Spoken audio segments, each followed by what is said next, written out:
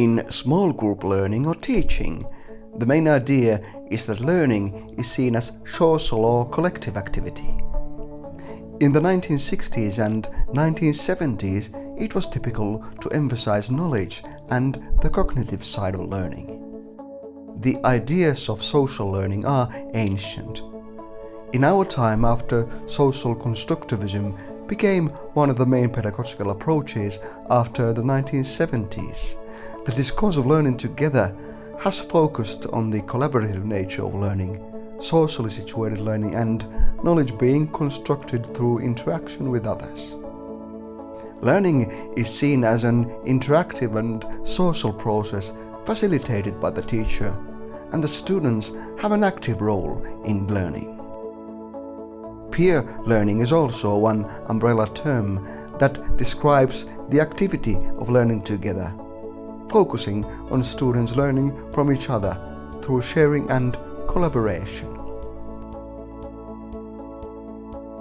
Small groups in learning is a very multifaceted and complicated phenomenon. We have very different kinds of small groups, and they can have very different functions in learning processes.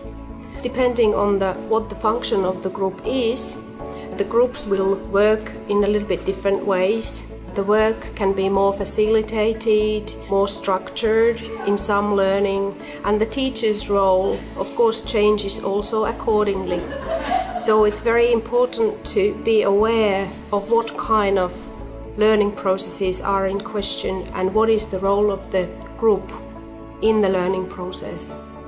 Sometimes group is only part of some other functions or some other activities in the group. Sometimes the group is the learning activity. Small groups can have different functions. In general, the functions can be described with two different categories: learning groups and project groups. In learning groups, the main idea and function is to reflect on the learning process, whereas project groups are more target-oriented and aim at a product or result, and often have a clear start and end. In any group learning process, it is important to talk about working in groups. That is, we need to discuss with the students about the method of learning in groups. In addition to the content the groups are learning, they need to regularly reflect on the group process. As teachers, we need to monitor both the learning goals and the process. When monitoring the process, we must reflect on how we are learning, why we are working this way, and what happens in the process. So to support group learning, we need to consider the group's working itself as a learning goal and a target of reflection. What does it mean that we are working as a group? Do we need guidelines and principles to support our working? How do we make sure that we can work well together?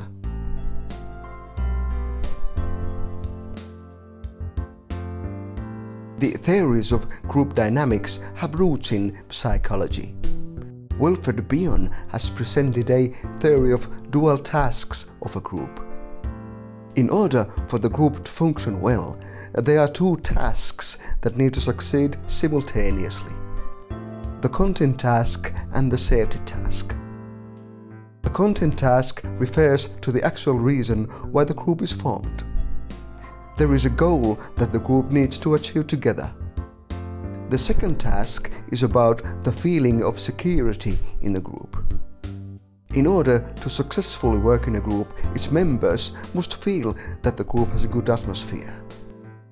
The sense of safety and security always comes first.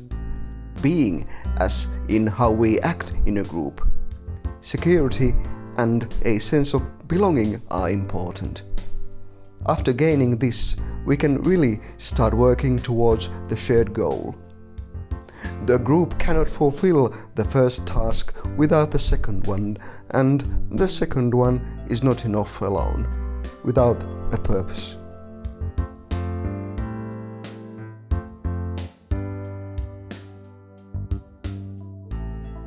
Safety is very important, and it's difficult to explain where it comes from, because it's part of the safety is that you feel that you are being accepted.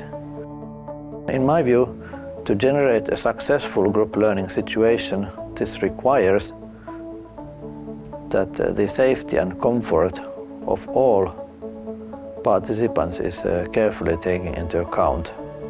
If you get the feeling that you are not accepted, the situation becomes very unsafe. And very often group learning situations can be frightening to students. This is something which is very much underappreciated, but it's difficult to learn if you feel that you are frightened. When you feel that you are under threat. And sometimes there is no real threat, but you might feel that way, and this has to be accepted.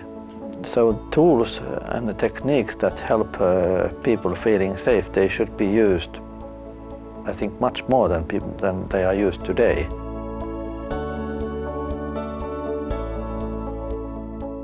When starting work together, the beginning is important. How do we get to know each other and the atmosphere and mode of behavior? Experienced safety enables a successful and meaningful learning environment for adult learners. Matrushka, a doll inside a doll, is a suitable metaphor to illustrate the complex nature of the experience of being in a group.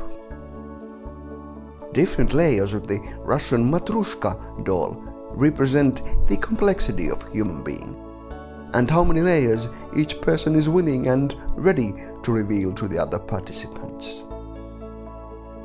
A safe atmosphere is important and helps us to build a trusting relationship with other learners.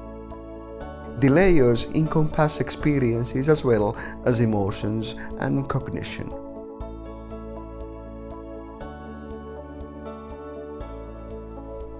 In a small group, one is allowed to be unfinished and incomplete. It is important to maintain openness for learning and sharing. When feeling safe, group members dare to engage in group activities, are not afraid to ask questions, and feel free to be their authentic selves. Dialogue is the key to learning and creating respect, equality and acceptance in the group. In dialogue, there is a possibility for everyone to be heard and to listen to others. This in turn creates the sense of belonging to the group.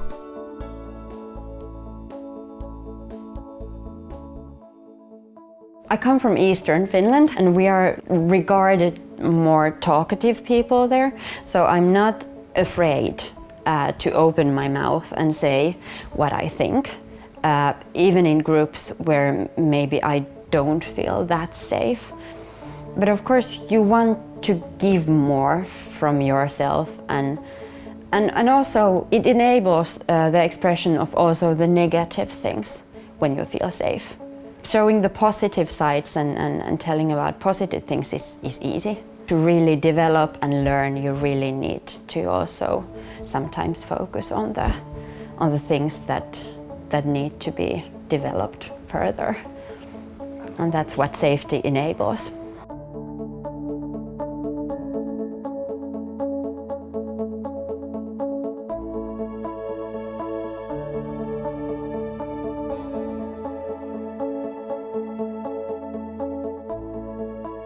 All group learning processes require participation, taking responsibility and collaboration from all members. When working with groups, the teacher is always taking care of both tasks, content and security. It is important to pay attention to the relations between the teacher and the group members, the dynamics of power and authority. The teacher should support and encourage the students' active participation and their participatory role. in the group. The group's readiness to take responsibility and work as a group is something that the teacher should be sensitive to. But the main guideline is to lead the group to an increasing degree of self-direction. When planning small group activities, there are a lot of things for the teacher to consider and to plan. The group size, the group function, and what the group is aiming at affects the planning phase also. Is the group work facilitated, or is the group more of a learning group where the point is to reflect on learning and reflect on the things together? One great part of the planning phase also is for the teacher to think his or her own role in the group. How are we supporting the groups working together? The peers in the group are working with each other, and the teacher role is very different than in lecture teaching, for example. For a group to function well, feeling of responsibility of everybody is really required. Like, it's not that you have like some leader who is responsible and divides the tasks, but that everybody feels that we are responsible for this together, and we share the commitment.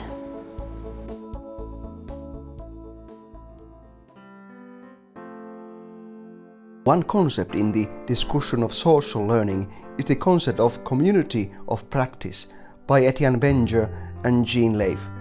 It refers to a group of individuals taking part in an activity as a joint activity and mutual engagement. The interconnected communities of practice continuously create and constitute who they are and what they do. This process involves the negotiations of meaning, as in how we understand the world and give meaning and value to things. The meaning perspectives of individuals are always different and in the context of learning. It is important to open and negotiate these meanings in a group. The process in itself is reflective and opens the space for social learning. It is only after the sense of safety that the goal-oriented working becomes meaningful. However, the group needs to have a purpose, an aim to work for. If there isn't one, the group will start to focus on group processes and drift into a crisis or lose the purpose of being together. This process is called group's regression, and it negatively affects learning within the group. Sometimes the goal or purpose is given from outside, but it is always good to stop to reflect on the group members' personal goals and the group's goals, both given and self-introduced.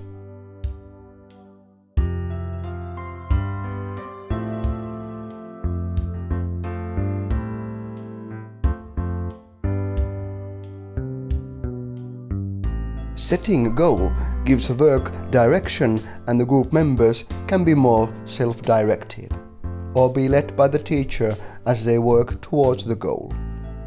Furthermore, the safety task needs to be fostered and looked after as long as the learning process is going on.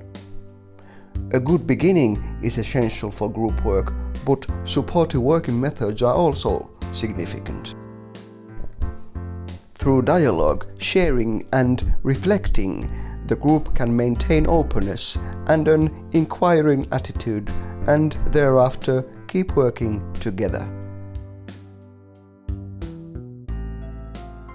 If the group members feel that the group is safe, open and equal, they can start to look at each other as being different, mirroring oneself to the others. Shared, even critical investigation of matters can lead to a learning and developing attitude, resulting in that the group starts to support and develop itself. The strengthening of the community requires dialogue and sharing, participation and becoming part of the group.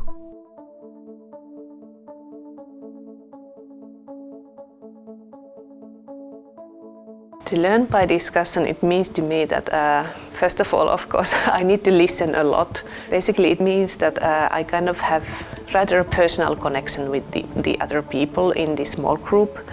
And then I rather openly discuss with them. So basically by listening them and their experiences, and then possibly if I have something similar, sharing my own experiences. I would say that it gives you also a personal meaning when it comes to learning, when you learn in a group, in interaction, by discussing. So you kind of connect with the backgrounds of people and the way how people might experience something in different ways and so on.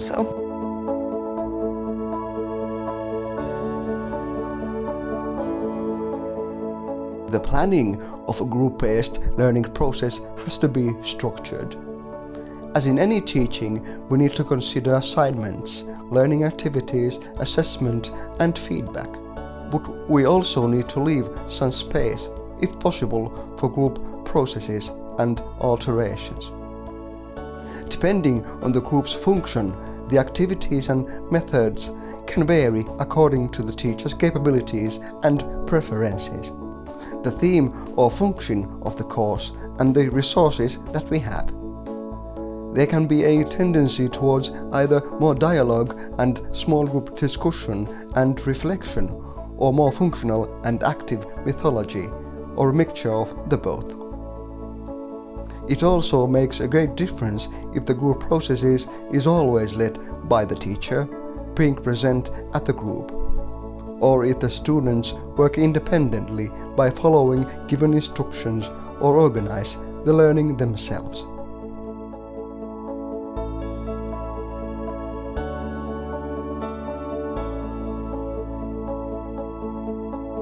One of the main benefits of group learning is what comes down to the social learning in general, that we always have more opinions, more views, more ideas that we can share, we can learn from each other, and we also get a lot of emotional and psychosocial support from the other learners. In this, peers are a very nice resource, a very nice way of supporting each other, and it's the kind of support that us teachers cannot really provide for the students ourselves. So, group learning is something that I think everyone should try, and everyone should see and experience the benefits of learning together.